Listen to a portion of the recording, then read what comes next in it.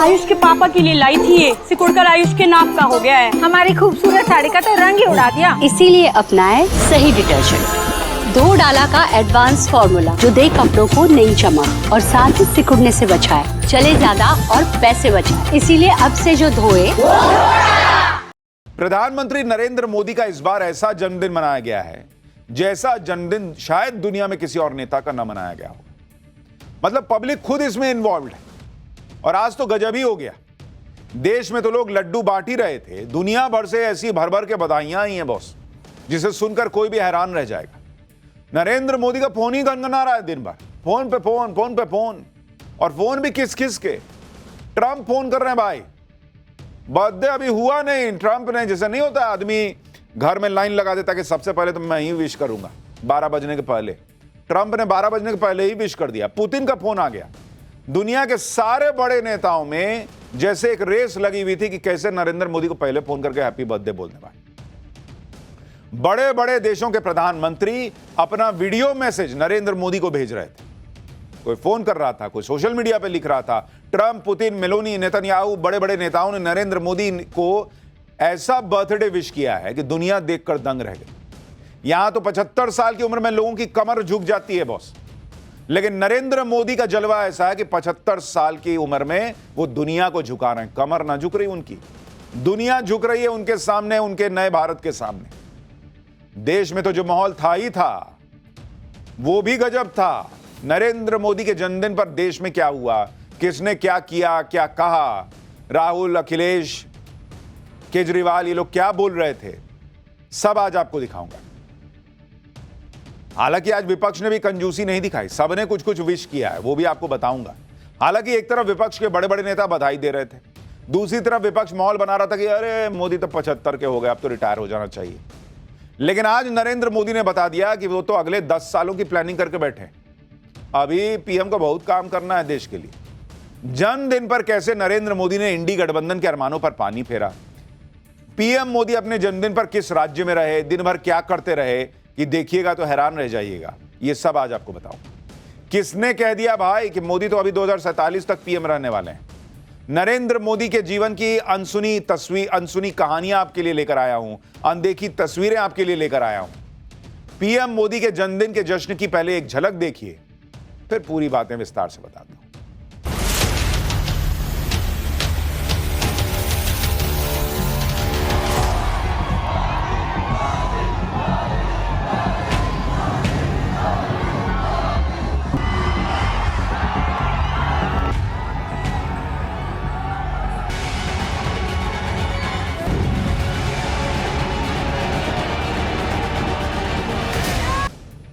इस देश में बहुत सारे नेता हुए हैं बॉस, लेकिन प्रधानमंत्री नरेंद्र मोदी के लिए जो लोगों का सेंटिमेंट है ना, वो अलग लेवल पे।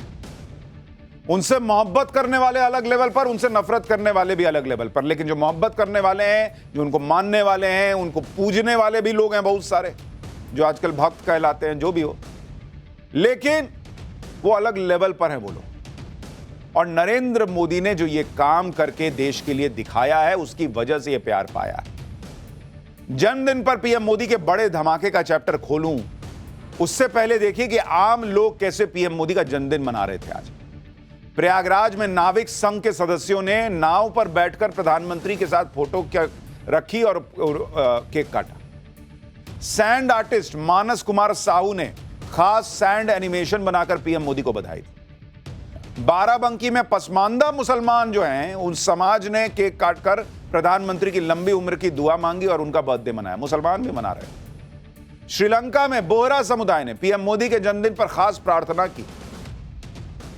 दुनिया में बहुत अलग अलग जगहों पे नरेंद्र मोदी का जन्मदिन मन रहा था। मुंबई के शिवड़ी में पीएम मोदी की लंबी उम्र की कामना की गई। 400 साल पुरानी जलाल शाह बाबा की दरगाह पर चादर चढ़ाई गई। यहां मौजूद मुस्लिम समुदाय के लोगों ने कहा कि पीएम पिछले 11 साल से अच्छा काम कर रहे हैं, हम चाहते हैं कि अगले 10 साल भी वही पीएम बने रहें ताकि दुनिया में भारत और मजबूत हो। सुनिए मुसलमान प्रधानमंत्री मोदी के जन्मदिन पे क्या कह रहे हैं। अच्छा काम कर रहे हैं और अच्छा काम करेंगे। अच्छा काम करेंगे। चलिए और भी लोगों से बात करते हैं। सर, आपने दरगाह पर चादर चढ़ाई है, दुआओं का जो सिलसिला है अलग अलग जगहों पर। देखिए, पूरी दुनिया में अगर जो कहीं मुसलमान सबसे ज्यादा खुशहाल हैं तो वो भारत में हैं, और उनकी खुशहाली का दायरा जो है 2014 के बाद और भी बड़ा है।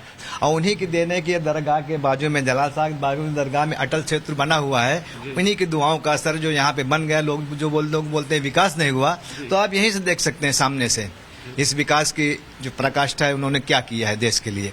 उन्होंने ऐसा कभी नहीं कहा कि ये हिंदू है ये मुस्लिम है, उन्होंने सबका साथ सबका विकास किया और आगे भी करते रहेंगे। मैं यही उम्मीद के साथ कहता हूँ कि वो अगले 10 साल तक भी प्रधानमंत्री रहे। देश के मुसलमान कह रहे हैं भाई कि चादर चढ़ाओ नरेंद्र मोदी के नाम पे, लंबी उम्र की कामना करो, मुसलमानों का बहुत भला कर रहे हैं मोदी। पीएम मोदी के जन्मदिन को खास बनाने के लिए वाराणसी में महिलाओं ने पीएम मोदी की मां का मुखौटा पहनकर उनका जन्मदिन मनाया। भाई उनको लगा कि मां तो है नहीं अब इस दुनिया में, तो सबने मां का मुखौटा लगा लिया कि हम भी आपकी मां हैं।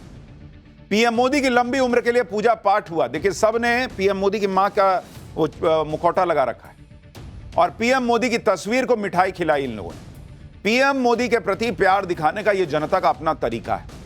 आज पीएम मोदी की मां उनके साथ नहीं है, लेकिन वाराणसी की आम महिलाओं ने पीएम मोदी को मां की तरह आशीर्वाद दिया। इसके अलावा वाराणसी में 108 युवा पुजारियों ने गंगा घाट पर दुग्धाभिषेक किया, आरती की, पीएम मोदी की लंबी उम्र की कामना की। इस आरती में बीजेपी के नेता भी शामिल हुए। पीएम मोदी के बर्थडे पर गुजरात के वडनगर में बच्चों ने केक काटा, पीएम मोदी का मुखौटा पहनकर उनका जन्मदिन मनाया। अपने हाथों से ऑपरेशन सिंदूर के पोस्टर बनाए इन लोगों ने। पीएम मोदी को जन्मदिन पर सबसे बड़ा सरप्राइज तो मिला, पब्लिक तो दे ही रही है भारत में, लेकिन उनके लिए सबसे बड़ा सरप्राइज रहा अमेरिकी राष्ट्रपति डोनाल्ड ट्रंप का फोन कॉल। भाई डोनाल्ड ट्रंप ने पीएम मोदी को कल शाम ही फोन घुमा दिया, अभी 12 भी नहीं बजा था यहां भारत में। उन्होंने कहा कि लगाओ मोदी जी को फोन लगाओ, बर्थडे सबसे पहले मैं ही विश कर दूं क्या। इसी टाइप का माहौल रहा होगा, पहले ही कर दिए। सबसे पहले ट्रंप ने विश कर दिया नरेंद्र मोदी को। अमेरिकी राष्ट्रपति डोनाल्ड ट्रंप को भी लगा होगा कि भारत से टकराकर जो किया उन्होंने उसमें बहुत नुकसान हो गया, तो उनको लगा होगा कि थोड़ा ठंडा पानी डालने के लिए बढ़िया मौका है, मोदी जी को थोड़ा खुश कर देते हैं, हैप्पी बर्थडे बोल देते हैं। नहीं तो मोदी जी तो केक काट दिए। ट्रंप ये बात समझते हैं कि नरेंद्र मोदी उनसे नाराज थे, उनसे फोन पर बात तक नहीं कर रहे थे, तो सोचे कि बर्थडे विश करने के लिए करूंगा तो फोन तो उठाएंगे ही, लगाओ इसी बहाने लगाओ। एक रूठे दोस्त को मनाने के लिए उन्होंने बर्थडे का दिन चुना। डोनाल्ड ट्रंप ने इस मौके को गवाया नहीं, बिना देर किए कल शाम को ही जन्मदिन विश कर दिया। पीएम मोदी से फोन पर बातचीत को लेकर डोनाल्ड ट्रंप ने सोशल मीडिया पर पोस्ट किया, लिखा कि अभी अभी अपने मित्र प्रधानमंत्री नरेंद्र मोदी से फोन पर बहुत अच्छी बातचीत हुई है, मैंने उन्हें जन्मदिन की ढेर सारी शुभकामनाएं दी, वे बहुत अच्छा काम कर रहे हैं। इसके बाद डोनाल्ड ट्रंप ने लिखा कि नरेंद्र, रूस और यूक्रेन के बीच युद्ध समाप्त करने में आपके समर्थन के लिए धन्यवाद। जो ट्रंप कहते थे कि भारत की वजह से रूस का और यूक्रेन का युद्ध चल रहा है, वो नरेंद्र मोदी को कह रहे हैं कि बहुत अच्छा, आपकी वजह से युद्ध रुकने जा रहा है। मैंने कहा ना, 75 में जब लोगों की कमर झुक जाती है, मोदी दुनिया को झुका रहे हैं। पीएम मोदी ने कल रात को ही ट्रंप के फोन आने की बात सोशल मीडिया पर बताई। उन्होंने भी कहा कि फोन कॉल और बधाई के लिए धन्यवाद मेरे दोस्त प्रेसिडेंट ट्रंप, आपकी तरह मैं भी हमारे बीच की साझेदारी को नई ऊंचाइयों पर ले जाना चाहता हूं। हम यूक्रेन संघर्ष के शांतिपूर्ण समाधान के लिए आपके प्रयासों का समर्थन करते हैं। पीएम मोदी और डोनाल्ड ट्रंप के बीच पूरे 3 महीने बाद फोन पर बातचीत हुई। आखिरी बार 17 जून को फोन पर 35 मिनट बात हुई थी, और तभी नरेंद्र मोदी ने जब कह दिया था कि भाई तुमने, अमेरिका ने नहीं युद्ध रुकवाया, हमने खुद रुकवाया भाई, हमने खुद रोका है। वो पाकिस्तान आया था गिड़गिड़ाते हुए, इसलिए तभी से मामला बिगड़ा। अब जाके 3 महीने बाद ट्रंप ने फोन किया, तब बात हुई। इन 3 महीनों में वो हुआ जो किसी ने सोचा नहीं था। डोनाल्ड ट्रंप ने भारत पर 50% टैरिफ लगा दिया, भारत की इकोनॉमी को डेड बता दिया, भारत से ट्रेड डील की बातचीत रोक दी। लेकिन अब ये सब करके भी ट्रंप पीएम मोदी को झुका नहीं पाए, तो अब उन्होंने भारत से रिश्तों को सुधारने की पहल कर दी। और ट्रंप का यह फोन कॉल इस बात का संकेत है कि वो रिश्ते सुधारने के प्रति गंभीर हैं। पीएम मोदी और ट्रंप के बीच फोन कॉल से दुनिया भी हैरान रही होगी। सबसे बड़ा सदमा तो पाकिस्तान को लगा होगा, जिसे लग रहा था कि भारत और अमेरिका के बिगड़े संबंध उसके लिए लॉटरी लगने की तरह है। पीएम मोदी और ट्रंप की बातचीत से मोदी विरोधी उन लोगों को भी झटका लगा होगा जो इस आस में थे कि ट्रंप पीएम मोदी से बढ़िया दुश्मनी निभाएंगे, उन्हें परेशान कर देंगे। लेकिन भारत पर टैरिफ लगाने के 1-1.5 महीने में ही ट्रंप ने हथियार डाल दिए और दोस्ती का हाथ बढ़ा दिया। हालांकि अब वो पुराने रिश्ते शायद ही बन पाए, लेकिन ठीक है, तुम आए हो तो दोस्ती रही करेंगे ऊपरे ऊपरे। अब ट्रंप ना सीज फायर पर बोल रहे हैं, ना रूस के कच्चे तेल पे कुछ बोल रहे हैं, ना टैरिफ पे कुछ बोल रहे हैं, उल्टा बोल रहे हैं कि भारत तो युद्ध रोकने में मदद कर रहा है। कल तक कह रहे थे कि भाई भारत की वजह से युद्ध चल रहा है। इधर डोनाल्ड ट्रंप का फोन आया, उधर रूस के राष्ट्रपति पुतिन ने भी पीएम मोदी को फोन करके बधाई दे दी। यानी ऐसा नहीं है कि भाई ट्रंप का फोन आ गया तो अब पुतिन का फोन नहीं लेंगे। नरेंद्र मोदी भाई पुतिन के साथ उनकी अपनी सेटिंग चल रही है, रूस के साथ भारत की सेटिंग चल रही है। पीएम मोदी ने बताया कि रूस के राष्ट्रपति और उनके दोस्त पुतिन का फोन आया है। दोनों नेताओं ने साझेदारी को मजबूत करने पर बात की। पीएम मोदी ने रूस को भरोसा दिया कि भारत यूक्रेन युद्ध का शांतिपूर्ण हल निकालने के लिए हर तरह की मदद करने को तैयार है। पीएम मोदी और पुतिन के बीच यह फोन कॉल अमेरिका को फिर से एक मैसेज है कि अमेरिका से दोस्ती अपनी जगह है, लेकिन रूस से याराना पुराना है और अटूट है। आप यह भी देखिए कि डोनाल्ड ट्रंप हो या पुतिन, दोनों नेताओं ने यूक्रेन युद्ध को लेकर पीएम मोदी से बातचीत की और इसका सीधा मैसेज यही है कि दुनिया में शांति का रास्ता भारत से होकर निकलता है, युद्ध का नहीं बॉस। फोन पर पीएम मोदी और पुतिन की बातचीत से पहले रूस के राष्ट्रपति ने बधाई संदेश भी जारी किया। राष्ट्रपति पुतिन ने कहा कि प्रिय प्रधानमंत्री, कृपया अपने 75वें जन्मदिन के मौके पर मेरी हार्दिक शुभकामनाएं स्वीकार करें। सरकार के प्रमुख के तौर पर आपके कार्यों ने आपको अपने देशवासियों का गहरा सम्मान और अंतर्राष्ट्रीय मंच पर अपार प्रतिष्ठा दिलाई है। यहां इंडी वाले कहते हैं कि नरेंद्र मोदी की फॉरेन पॉलिसी बेकार है, वहां पुतिन कह रहे हैं भाई कि गजब आपने भारत की इज्जत बढ़ा दी है। आपके नेतृत्व में भारत ने सामाजिक, आर्थिक, वैज्ञानिक और तकनीकी क्षेत्रों में प्रभावशाली उपलब्धियां हासिल की हैं। आप हमारे देशों के बीच विशेषाधिकार प्राप्त रणनीतिक साझेदारी को मजबूत करने और विभिन्न क्षेत्रों में पारस्परिक रूप से लाभकारी रूसी भारतीय सहयोग को बढ़ावा देने में महत्वपूर्ण व्यक्तिगत योगदान दे रहे हैं। मैं हमारे निकट और मैत्रीपूर्ण संबंधों की अत्यधिक सराहना करता हूं। हम निश्चित रूप से द्विपक्षीय, क्षेत्रीय और अंतर्राष्ट्रीय एजेंडों पर मौजूदा मुद्दों पर अपने रचनात्मक संवाद और संयुक्त कार्य को आगे बढ़ाते रहेंगे। आप देखिए कि ट्रंप और पुतिन जैसे वर्ल्ड लीडर्स सिर्फ पीएम मोदी को बधाई देने की औपचारिकता पूरी नहीं कर रहे हैं, बल्कि वो इस बधाई संदेश में खास तौर पर नरेंद्र मोदी के कामकाज की तारीफ कर रहे हैं कि बॉस बहुत बढ़िया काम कर रहे हो आप। दोनों लिख रहे हैं कि मेरे दोस्त नरेंद्र मोदी। ट्रंप मान रहे हैं कि पीएम मोदी बढ़िया काम कर रहे हैं, यही बात पुतिन भी कह रहे हैं। जबकि आमतौर पर जब वर्ल्ड लीडर्स एक दूसरे को बधाई देते हैं तो उसका विषय कूटनीतिक तौर पर ही सीमित रहता है कि हाँ बहुत बढ़िया, बहुत अच्छा, हैप्पी बर्थडे, बढ़िया काम करना भाई। लेकिन यहां ट्रंप और पुतिन दोनों के बधाई संदेश में प्रधानमंत्री के तौर पर नरेंद्र मोदी जो भारत के लिए कर रहे हैं उसकी दोनों भाई तारीफ कर रहे हैं। आप रूस के राष्ट्रपति को सुनिए, वो बता रहे हैं कि कैसे पीएम मोदी के राज में भारत स्वतंत्र रूप से आगे बढ़ रहा है, आर्थिक मोर्चे पे झंडे गाड़ रहा है। एक बार आप सुनिए, फिर आपको बताता हूं वो मेलोनी जी ने विश किया है तो क्या बोला है। उनके साथ तो रील वायरल होता ही। सिर्फ ट्रंप और पुतिन ही नहीं बल्कि दुनिया के बाकी बड़े लीडर्स भी पीएम मोदी को जन्मदिन की बधाई दे रहे हैं। इटली की पीएम जॉर्जिया मेलोनी ने पीएम मोदी के साथ ली गई सेल्फी पोस्ट की और बधाई संदेश में कहा कि भारतीय पीएम को 75वें जन्मदिन की शुभकामनाएं। आपकी शक्ति, आपका दृढ़ संकल्प, लाखों लोगों का नेतृत्व करने की क्षमता प्रेरणादायक है। मित्रता और सम्मान के साथ मैं आपकी सेहत की कामना करती हूं ताकि आप भारत को एक उज्जवल भविष्य की ओर ले जा सकें और हमारे राष्ट्रों के बीच संबंधों को और मजबूत कर सकें। यानी देश में इंडी गठबंधन 75 साल की उम्र में पीएम मोदी से इस्तीफे मांग रहा है, उनके रिटायरमेंट की कामना कर रहा है। दूसरी तरफ वर्ल्ड लीडर्स कह रहे हैं कि बॉस आप ही का नेतृत्व में दम है, साथ ही काम करेंगे, you are source of inspiration. इसी तरह की बातें दुनिया के बाकी नेता भी नरेंद्र मोदी के लिए कह रहे हैं। इजराइल है, ऑस्ट्रेलिया है, न्यूजीलैंड के नेता कैसे पीएम मोदी को जन्मदिन की विश दे रहे हैं। देखिए ना भाई, सब लाइन में लगे हुए हैं, विश कर रहे हैं। Prime Minister Modi, my good friend Narendra, I want to wish you a happy birthday. You've accomplished so much for India in your life, and we have together accomplished a great deal in the friendship between India and Israel. I look forward to seeing you soon because we can bring our partnership and our friendship to even greater heights. Happy birthday, my friend.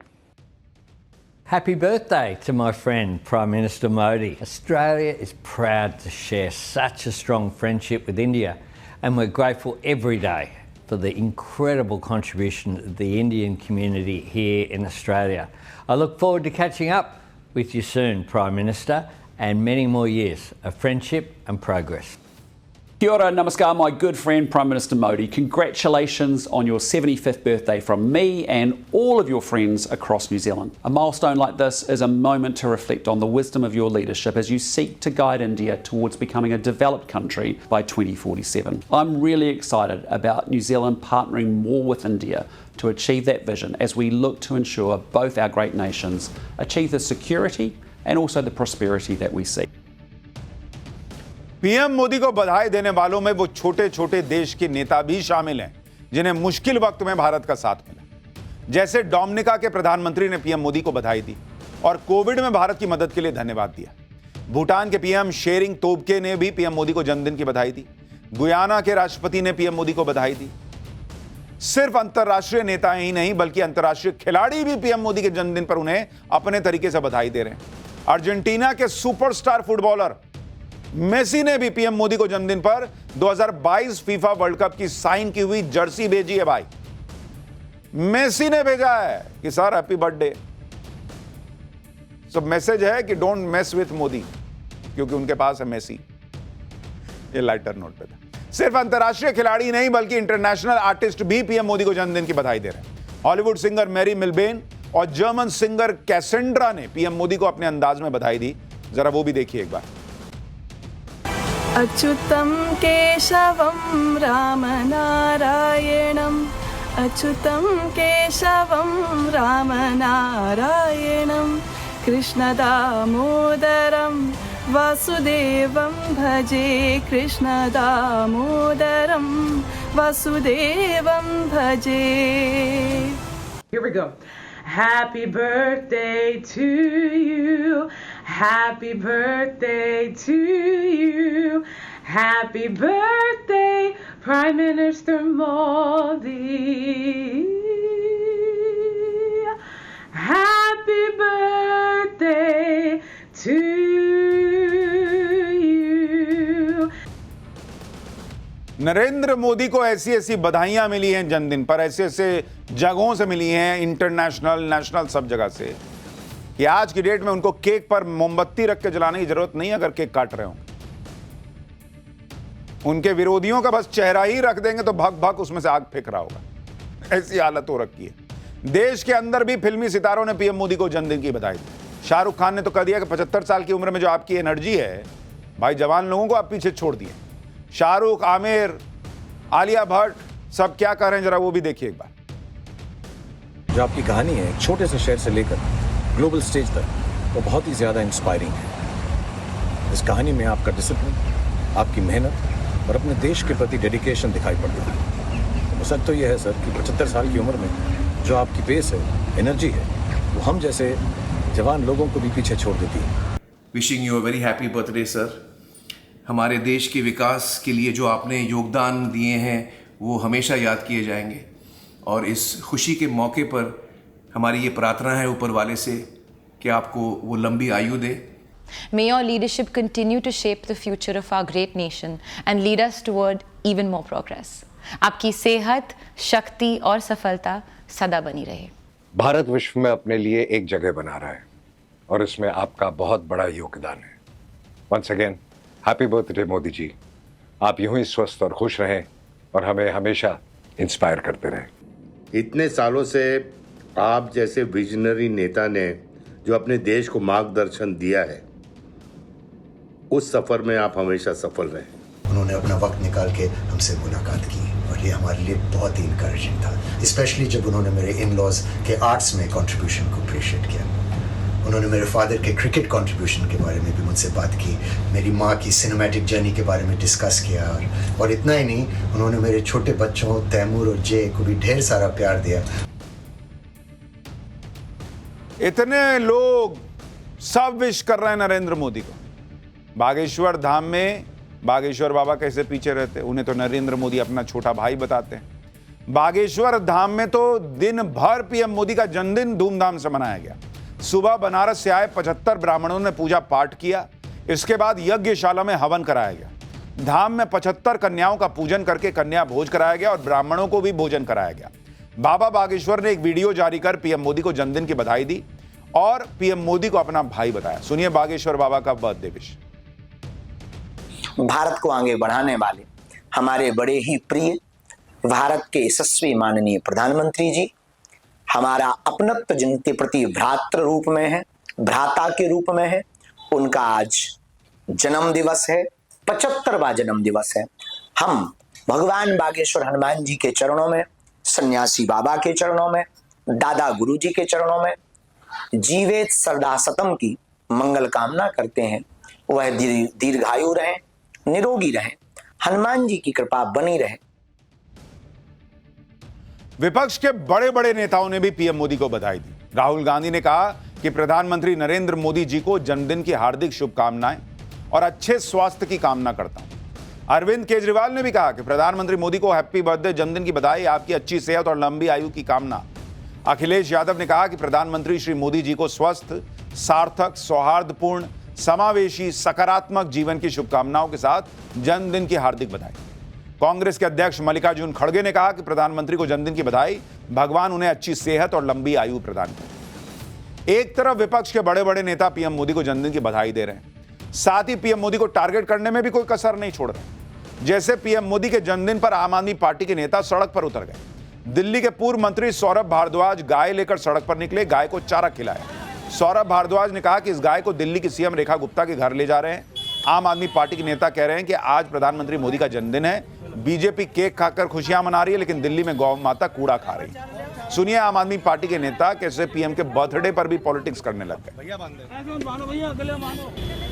और जन्मदिन पे Bharatiya Janata party के लोग cake खा रहे हैं, खुशियां मना रहे हैं। और दिल्ली के अंदर जहाँ पे भारतीय जनता पार्टी की सरकार है, एमसीडी में, दिल्ली में, केंद्र में, वहाँ पे जो गाय हमारी माता है, मोदी जी की भी माता है, सबकी माता है, वो कूड़ा खा रही है। तो ये तो अन्याय है कि प्रधानमंत्री के जन्मदिन के दिन गौ माता कूड़ा खाए।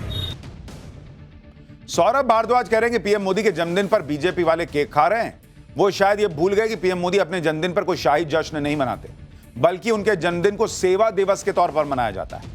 आज से लेकर 2 अक्टूबर तक बीजेपी पीएम मोदी का जन्मदिन मनाने के लिए देश भर में स्वास्थ्य शिविर लगा रही है, स्वच्छता अभियान चला रही है, पूरे देश में ब्लड डोनेशन कैंप चल रहे हैं। इतना ही नहीं, पीएम मोदी को जन्मदिन पर जो उपहार मिलते हैं उसे भी वो अपने पास नहीं रखते बॉस, गिफ्ट की नीलामी कर देते हैं और फिर वो पैसा कहीं और इस्तेमाल होता है। पिछले 1 साल में प्रधानमंत्री को 1300 से ज्यादा तोहफों की ऑनलाइन नीलामी की गई। यह नीलामी 17 सितंबर से 2 अक्टूबर तक चलेगी। इससे मिली रकम नमामि गंगे मिशन में लगा दी जाएगी। इधर विपक्ष 75 साल पर पीएम मोदी का इस्तीफा मांग रहा था।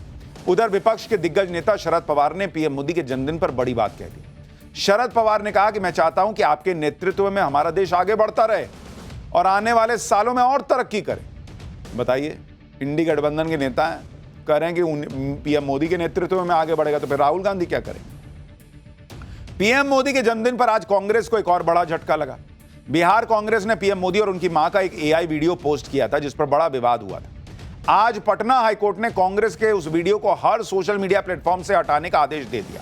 कांग्रेस ने इस वीडियो का यह कहकर बचाव किया था कि वीडियो में तो कुछ भी आपत्तिजनक नहीं है, लेकिन आज पटना हाईकोर्ट ने सख्त रुख अपनाया और कहा कि हटाओ तुरंत वीडियो, बेकार का फालतू का वीडियो हटाओ। तो आदेश दे दिया कोर्ट ने।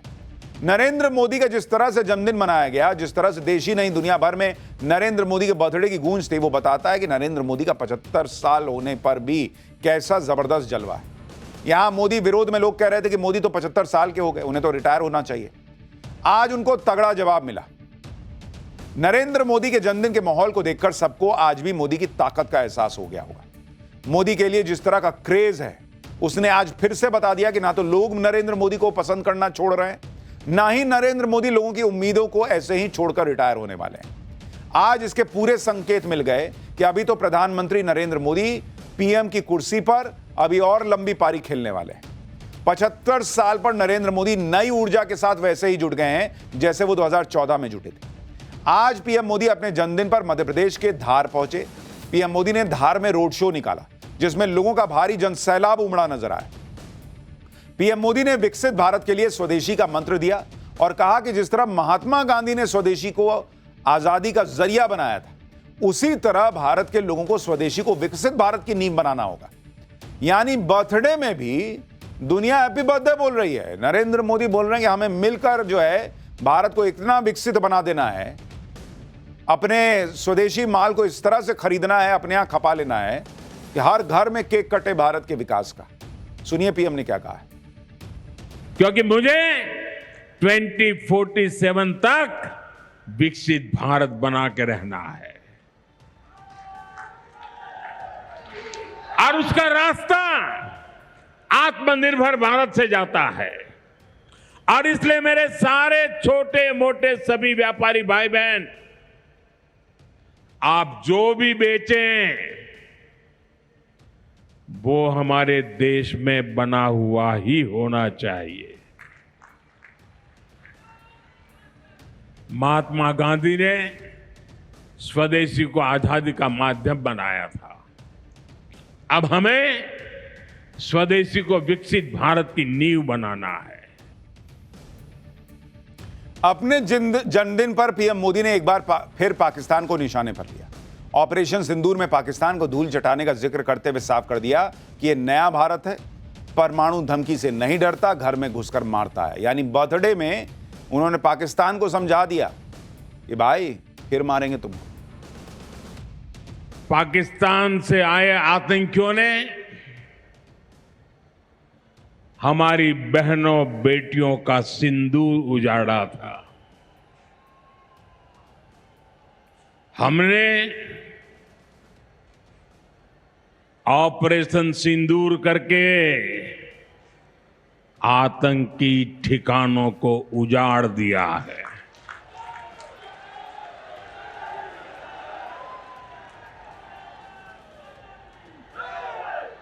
हमारे वीर जवानों ने पलक झपकते ही पाकिस्तान को घुटनों पर ला दिया। ये नया भारत है, ये किसी की परमाणु धमकियों से डरता नहीं है। इधर नरेंद्र मोदी भारत को विकसित बनाने का संकल्प ले रहे हैं, पाकिस्तान को फोड़ रहे हैं। उधर कांग्रेस और इंडी गठबंधन के नेता ये सपने देख रहे हैं कि नरेंद्र मोदी अब रिटायर होंगे कि तब होंगे। भाई ऐसे लोगों को यह भी याद दिला दूं कि अब तक देश में कई प्रधानमंत्री ऐसे हुए हैं जो 80 साल में भी रिटायर नहीं हुए। जैसे इमरजेंसी के बाद देश के प्रधानमंत्री बने मोरारजी देसाई की उम्र पद छोड़ते वक्त 83 साल से ज्यादा की हो चुकी थी। इसी तरह कांग्रेस की अगुवाई वाली यूपीए सरकार का दूसरा कार्यकाल खत्म होते वक्त पूर्व पीएम मनमोहन सिंह की उम्र 82 ईयर्स के करीब हो चुकी थी। पूर्व पीएम अटल बिहारी वाजपेयी का कार्यकाल जिस वक्त खत्म हुआ वो 79 साल के पार हो चुके थे। पूर्व पीएम इंद्र कुमार गुजराल भी जब पीएम पद से हटे उनकी उम्र 78 साल के पार जा चुकी थी। तो भाई इस देश में और भी कई बुजुर्ग प्रधानमंत्री रह चुके हैं और नरेंद्र मोदी की फिटनेस तो अभी अलग लेवल पर है। शाहरुख खान नहीं बोल रहे हैं कि आप तो इतना फिट हैं बॉस कि हम लोग को इंस्पायर करते हैं। पीएम मोदी दुनिया में ऐसे नेता हैं जिनकी सेहत को लेकर भी कोई सवाल नहीं उठता। आप ट्रंप को देख लीजिए, बाकी नेताओं को देख लीजिए, उन्हें लेकर अक्सर तरह तरह की बातें होती हैं। डोनाल्ड ट्रंप की सेहत को लेकर जो बातें चल रही थी, पाठशाला में हमने आपको विस्तार से बताया था कि भाई के पैर में सूजन आ चुकी है, भाई सीधा नहीं चल पा रहे। इसी तरह से मई 2025 में शी जिनपिंग की फिटनेस को लेकर भी नई अटकलें फैली, जिसमें कहा गया कि वो स्ट्रोक का शिकार हो सकते हैं, उनके चेहरे और व्यवहार में असामान्य बदलाव दिख रहा है जिससे गंभीर बीमारी की संभावना जताई गई। अगस्त 2025 में डोनाल्ड ट्रंप के साथ अलास्का शिखर सम्मेलन के दौरान पुतिन के पैरों और दाहिने हाथ का कांपना कैमरे में रिकॉर्ड हुआ, जिससे पुतिन को पार्किंसन है इसकी अफवाह फैल गई। नवंबर 2024 में कजाकिस्तान में भाषण के दौरान पुतिन के पैर कांपते दिखाई दिए। एक्सपर्ट ने इसे पार्किंसन या स्ट्रोक के बाद की जटिलताओं से जोड़ा, लेकिन कोई पुष्टि नहीं हुई। और वो जो बाइडेन, वो भाई साहब तो इधर से उधर चले जाते थे, लेकिन नरेंद्र मोदी भाई साहब वो तो एकदम धड़ दौड़ते हुए प्लेन पे चढ़ जाते हैं, जहीं कहीं विदेश जाते हैं, बढ़िया योगा करते हैं। नरेंद्र मोदी आज भी सुपर हिट हैं, सुपर फिट हैं। चाहे वो लंबी लंबी विदेश यात्राएं कर ले, चाहे विदेश यात्राओं में बैक टू बैक मीटिंग्स कर लें, चाहे विदेश यात्रा से लौटते ही देश में अपनी ड्यूटी पर लग जाएं, चाहे पीएम के तौर पर अपना काम कर रहे हो या फिर पार्टी के नेताओं के तौर पर काम कर रहे हो, भाई साहब उनके चेहरे पे थकान ही नहीं दिखती। हम लोग नरेंद्र मोदी अमेरिका जाते हैं, यहां से 16-17 घंटे की फ्लाइट है, फिर टाइम जोन चेंज हो जाता है, हम लोग रिपोर्टिंग कर रहे होते हैं क्योंकि टाइम जोन चेंज हो गया, बॉडी क्लॉक जो है वो डिफरेंट तरीके से बिहेव करने लगता है। नींद जो है वहां, यहां जब रात होगी तो वहां दिन होता है, तो बॉडी क्लॉक एडजस्ट होने में टाइम लगता है। उसमें आपको रिपोर्टिंग भी करनी है, सब कुछ करना है। अमेरिका का दौरा खत्म होते होते हम लोगों की हालत खराब होने लगती है इस उम्र में। और नरेंद्र मोदी भाई साहब, वो ये दौरा वो दौरा, वहां से निकल गए, वहां से लौटे, भारत में तुरंत इंस्पेक्शन करने कहीं निकल गए। नरेंद्र मोदी की फिटनेस अलग लेवल पर है बॉस, और ये फिटनेस कैसे है उसके बारे में जान लीजिए। नरेंद्र मोदी पर कई किताबों और अलग अलग रिपोर्ट्स के दावे के मुताबिक कहा जाता है कि पीएम मोदी 3.5-4 घंटे से ज्यादा नहीं सोते हैं, शाम 6 बजे के बाद कुछ खाते नहीं है। नरेंद्र मोदी सुबह 4 बजे उठ जाते हैं और उनका यह रूटीन तब से है जब वो गुजरात के मुख्यमंत्री थे। सुबह उठने के बाद पीएम मोदी कुछ देर टहलते हैं और फिर योगा करते हैं। योग में सूर्य नमस्कार और मेडिटेशन उनके रूटीन का हिस्सा है। पीएम मोदी की डाइट बहुत ही सिंपल लेकिन पोषण से भरपूर होती है। सुबह पीएम मोदी अदरक वाली चाय लेते हैं, इसके अलावा ब्रेकफास्ट में उबली हुई या रोस्ट की हुई चीजें लेते हैं। फिटनेस के लिए पीएम मोदी खाने में तेल बहुत कम इस्तेमाल करते हैं। खिचड़ी, उपमा, कढ़ी जैसे भोजन उनको पसंद है, लाइट भोजन करते हैं। पीएम मोदी की फिटनेस का एक और राज है उपवास और अनुशासन, जिसके बारे में पीएम मोदी खुद इंटरव्यूज में बता चुके हैं। पीएम मोदी करीब 5 दशक से यानी 50 सालों से नवरात्रि का व्रत करते आ रहे हैं। गर्मियों की शुरुआत में आने वाले चैत्र नवरात्र के व्रत में पीएम मोदी सिर्फ एक फल खाते हैं। इसमें भी खास बात यह है कि नवरात्र के व्रत के पहले दिन पीएम मोदी जो फल खाते हैं उसे ही पूरे 9 दिन रोजाना खाते हैं। जबकि सर्दियों के वक्त आने वाले शारदीय नवरात्र में पीएम मोदी कुछ खाते ही नहीं है, सिर्फ पानी पी के काम चलाते हैं। इसके अलावा पीएम मोदी ने यह भी बताया कि सनातन के चातुर्मास के व्रत भी रखते हैं। चातुर्मास का मतलब 4 महीना होता है और हिंदू तारीख के हिसाब से आषाढ़ महीने की देवशयनी एकादशी से लेकर कार्तिक महीने की देवोत्थान एकादशी तक ये 4 महीना चलता है। यानी कैलेंडर के हिसाब से चलिएगा तो जून से लेकर दिवाली के बीच का समय। पीएम मोदी के मुताबिक चातुर्मास के दौरान वो 24 घंटों में सिर्फ एक टाइम खाना खाते हैं बॉस। पीएम मोदी का मानना है कि व्रत करने से इंद्रियां एक्टिव रहती हैं, चीजों को ऑब्जर्व करने, रिस्पॉन्ड करने की क्षमता कई गुना बढ़ जाती है, साथ ही विचारों में नयापन भी मिलता है। पीएम मोदी की इस फिटनेस को देखते हुए रिलायंस इंडस्ट्रीज के चेयरमैन मुकेश अंबानी ने भी उम्मीद जताई है कि 2047 तक देश की सेवा करते रहेंगे नरेंद्र मोदी। मतलब अभी और कई साल नरेंद्र मोदी पीएम रहने वाले हैं। सुनिए मुकेश अंबानी को। It is my deepest wish that Modi ji should continue to serve India when independent India turns 100. Jivit Sharda Shatam Param Ardharniya Narendra Bhai. God Almighty himself has sent Modi ji as an avatar Purush to lead our motherland to become the greatest nation on earth. It is my good fortune that I have known him closely for more than 3 decades. I have never seen a leader who worked so tirelessly for a better future for India and Indians. He first transformed Gujarat into an economic powerhouse. Now he's transforming the whole of India into a global superpower. सोचिए मुकेश अंबानी ने कितने प्रधानमंत्रियों का कार्यकाल इस देश में देखा है। वो कह रहे हैं कि अवतार की तरह हैं नरेंद्र मोदी, जिस तरह से वो काम कर रहे हैं भारत के लिए। पीएम मोदी के जन्मदिन का माहौल आपने देखा, जिस पर कुछ लोग सवाल भी खड़े कर रहे हैं। लेकिन प्रधानमंत्री किसी दल का नहीं, पूरे देश का होता है। और पहले भी प्रधानमंत्रियों के जन्मदिन पर बड़े पैमाने पर सेलिब्रेशन हुए हैं। कांग्रेस के कुछ नेता पीएम मोदी के जन्मदिन पर सवाल खड़े कर रहे हैं। इतने बड़े पैमाने पर सेलिब्रेट करने की क्या जरूरत थी, कह रहे हैं। इतने विज्ञापन देने की क्या जरूरत थी। ये नेता शायद इतिहास भूल गए हैं कि खुद कांग्रेस के दौर में प्रधानमंत्रियों के जन्मदिन किस तरह से सेलिब्रेट किए जाते थे। जवाहरलाल नेहरू से लेकर इंदिरा गांधी और राजीव गांधी तक सभी के जन्मदिन बड़े पैमाने पर सेलिब्रेट होते थे। इतना ही नहीं, इन नेताओं के निधन के बाद भी जन्म जयंती समारोह भी धूमधाम से मनाया जाता रहा। आज आपको दिखाऊंगा पहले के प्रधानमंत्री किस तरह से अपना जन्मदिन मनाते थे, कितने लार्ज स्केल पर उनका भी बर्थडे मनाए जाने की तैयारी होती थी। हाँ, इस लेवल पे नेता जो है वो विश नहीं कर रहे होंगे, ग्लोबल नेता और सारे लोग, लेकिन वो भी मनाते थे बर्थडे बॉस। आपको दिखाता हूं कि कैसे हवाई जहाज तक में जन्मदिन मनाया गया है। आपको देश के पहले प्रधानमंत्री जवाहरलाल नेहरू के जन्मदिन की तस्वीरें दिखाता हूं। यह साल 1954 का वीडियो है, जिसमें जवाहरलाल नेहरू अपना 65वां जन्मदिन सेलिब्रेट करते दिख रहे हैं। नेहरू के जन्मदिन सेलिब्रेशन के लिए दिल्ली के नेशनल स्टेडियम को चुना गया था। जवाहरलाल नेहरू एक खुली जीप में सवार होकर स्टेडियम में आते हैं, जहां 50,000 लोग उनका इंतजार कर रहे थे।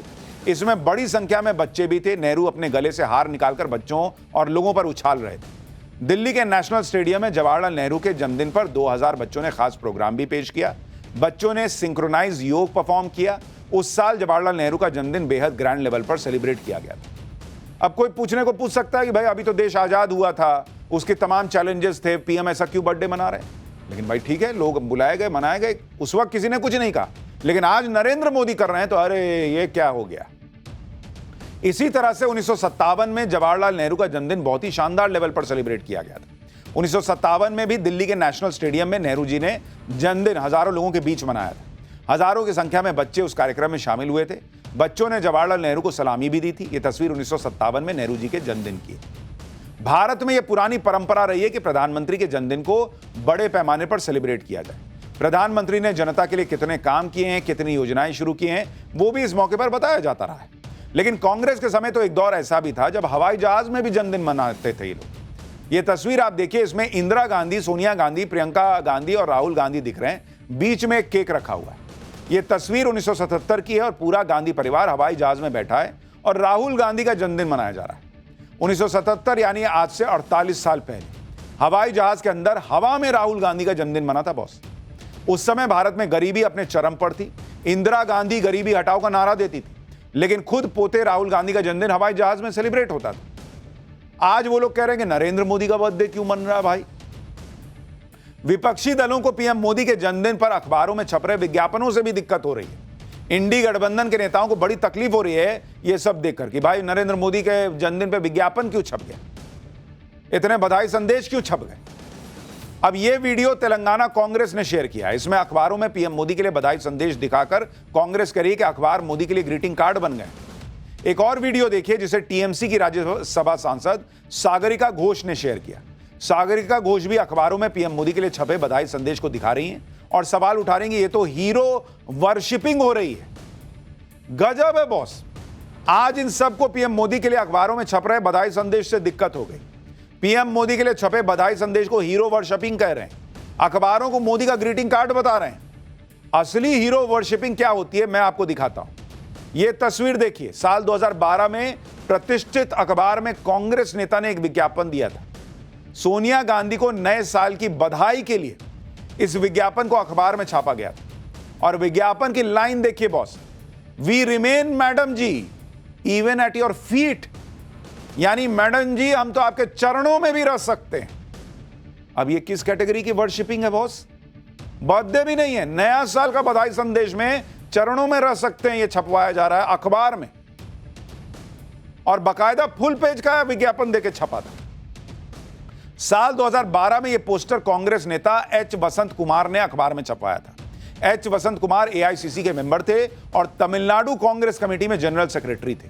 विज्ञापन में एच वसंत कुमार ने लिखवाया था कि राज्याभिषेक के बाद श्री रामचंद्र ने हनुमान से पूछा आप क्या पुरस्कार पाना पसंद करेंगे। इस पर हनुमान जी जो वफादार कार्यकर्ता थे उन्होंने विनम्रता से कहा कि मुझे सदैव आपके चरणों में रहने दीजिए। मैडम आपको नए साल की हार्दिक शुभकामनाएं, जिसमें आप एक वैश्विक नेता के तौर पर स्थापित होंगी।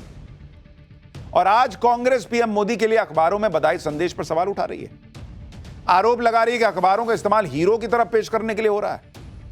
आप यह भी देखिए कि यूपीए सरकार के दौरान गांधी परिवार के नेताओं के लिए विज्ञापन दिए जाते थे और इस पर करोड़ों रुपए खर्च होते थे। साल 2008 से 2013 के बीच गांधी परिवार के नेताओं के जन्मदिन और पुण्यतिथि के विज्ञापनों पर कितना खर्च हुआ आप देखिए। राजीव गांधी के विज्ञापनों पर 25 करोड़ 40 लाख रुपए खर्च हुए। इंदिरा गांधी के विज्ञापनों पर 16 करोड़ 90 लाख रुपए। जवाहरलाल नेहरू के विज्ञापनों पर 10 करोड़ 90 लाख रुपए खर्च हुए। यूपीए सरकार के दौरान सरकारी विज्ञापनों में गांधी फैमिली का ही दबदबा रहता था। देश के दूसरे महान नेताओं और स्वतंत्रता सेनानियों के विज्ञापनों पर काफी कम खर्च हुआ। जैसे 2008 से 2013 के बीच सरदार पटेल के विज्ञापनों पर 8 करोड़ 60 लाख रुपए खर्च हुए। शास्त्री जी, लाल बहादुर शास्त्री जी के विज्ञापनों पर 3 करोड़ रुपए खर्च हुए। मौलाना आजाद के विज्ञापनों पर तो 2 करोड़ रुपए खर्च हुए और स्वामी विवेकानंद के विज्ञापनों पर 90 लाख रुपए खर्च हुए। सुभाष चंद्र बोस जी के विज्ञापन पर तो मात्र 50 लाख रुपए खर्च हुए। यानी कांग्रेस की पॉलिसी शुरू से क्लियर रही गांधी परिवार का नेता कोई हो, उसका जन्मदिन हो, पुण्यतिथि हो, विज्ञापन एकदम भर भर के छपवा दो, खजाना खोल दो। वहीं दूसरे नेताओं के विज्ञापनों के लिए खजाने का मुंह थोड़ा बंद कर देते। क्या कांग्रेस चाहती ही नहीं थी कि किसी दूसरे महान नेता के बारे में पब्लिक जो है बार बार उनके योगदान को याद करे? और यही लोग आज कह रहे हैं कि नरेंद्र मोदी के बर्थडे में विज्ञापन का छप गया भाई। गजब ही हाल है। खैर, पाठशाला में अब अगला चैप्टर खोलता हूं जिसमें आपको दिखाता हूं ऑपरेशन सिंदूर के बाद अब क्रिकेट में पाकिस्तान आज कैसे पिट गया। एशिया कप में मैच ना खेलने की नौटंकी कर रहा पाकिस्तान कैसे गजब बेइज्जत हुआ है।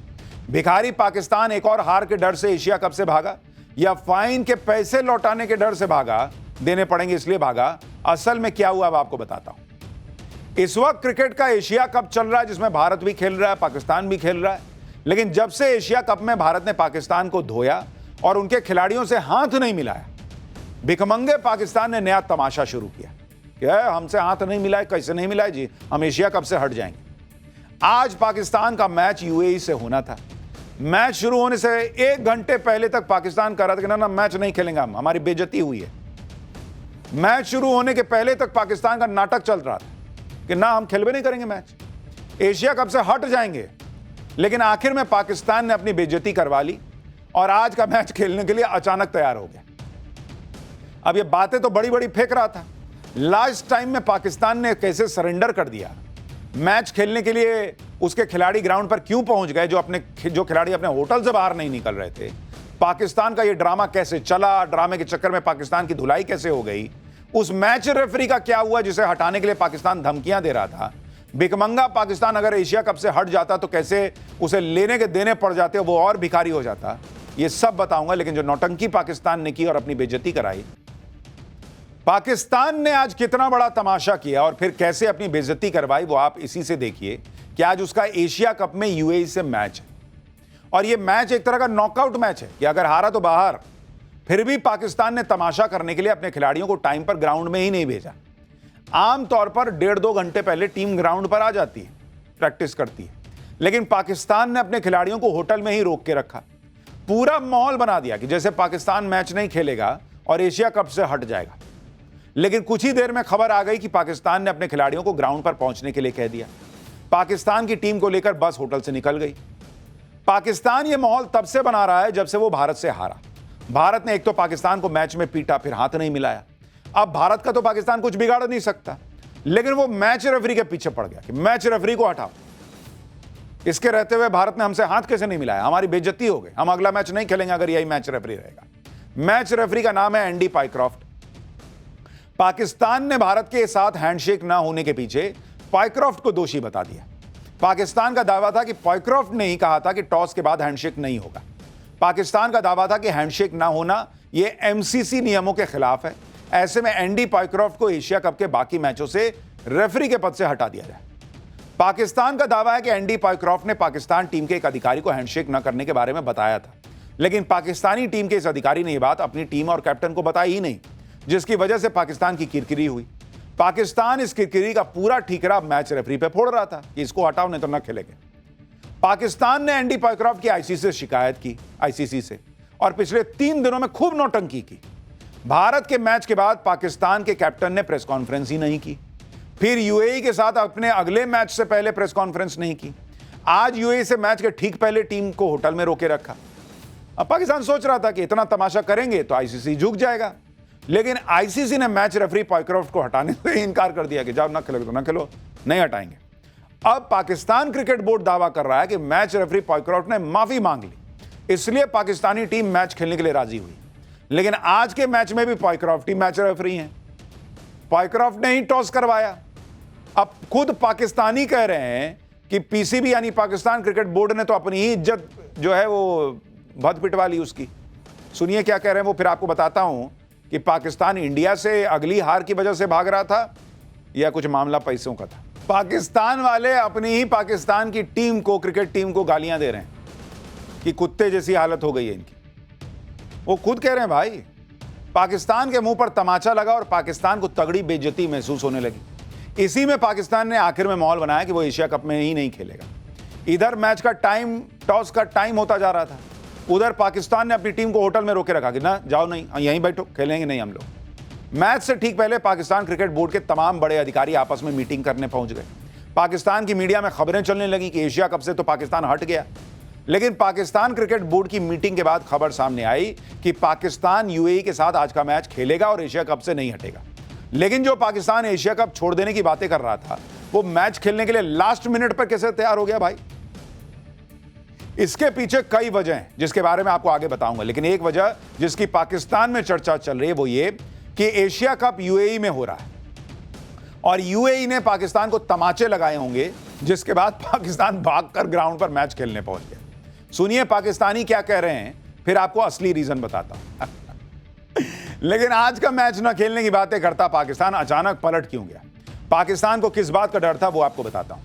पहली बात, पाकिस्तान अगर यूएई से आज का मैच न खेलता तो आज के मैच के पॉइंट यूएई को मिल जाते, फिर पाकिस्तान एशिया कप से सीधा बाहर हो जाता।